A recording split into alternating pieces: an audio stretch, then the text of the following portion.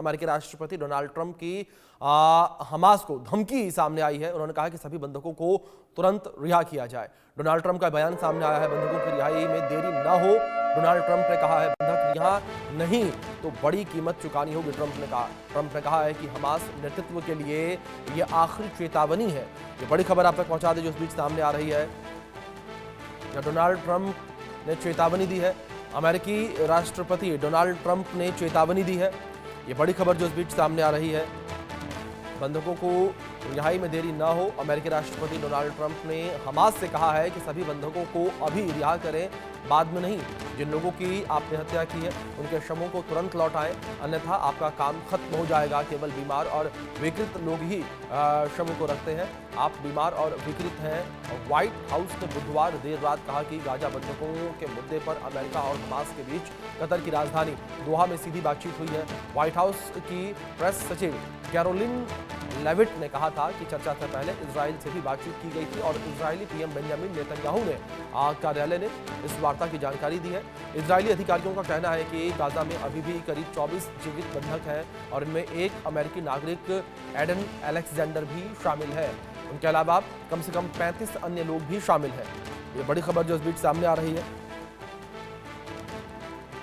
बंधक रिहा नहीं होंगे तो बड़ी कीमत चुकानी होगी, ये कहा गया है डोनाल्ड ट्रंप के द्वारा। और हमारे साथ दोनों खास मेहमान लगातार बने हुए हैं। मनन जी, मैं आपका रुख करूंगा। और इस बीच जिस तरीके से लगातार जब से डोनाल्ड ट्रंप सत्ता में आए हैं उनके बयान सामने आ रहे हैं और हमास को लेकर एक बार फिर से उनका बयान सामने आया, कड़ी चेतावनी उन्होंने दी है। किस तरीके से इस चेतावनी को देखा जाए?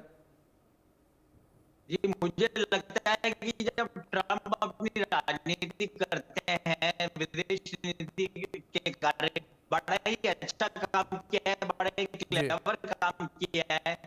जी मनन जी, मैं रुक करूंगा आपका एक बार फिर से। कुछ तकनीकी खामी की वजह से आपकी ऑडियो हम तक नहीं पहुंच पा रही है।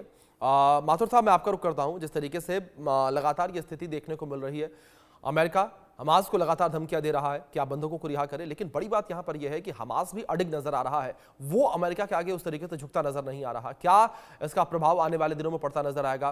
क्या ये युद्ध जो है, ये लड़ाई जो है, वो और भी ज्यादा विध्वंसक होगी आने वाले दिनों में?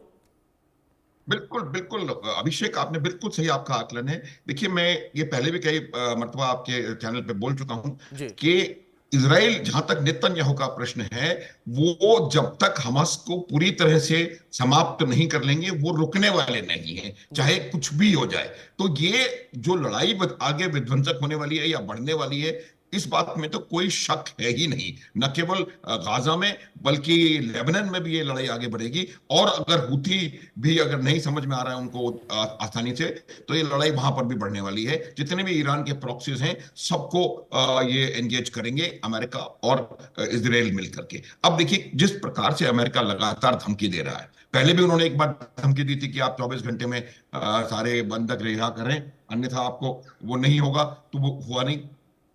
तो लेकिन हमें यह समझने की आवश्यकता है कि हमास क्यों इस प्रकार की बात कर रहा है। उसको, हमास को कहीं ना कहीं इस बात का अंदेशा है कि वो के पास इनके बंधक आए अथवा ना आए। दिलचस्प होगा ये लड़ाई क्या मोड़ लेती है आगे चलकर और किस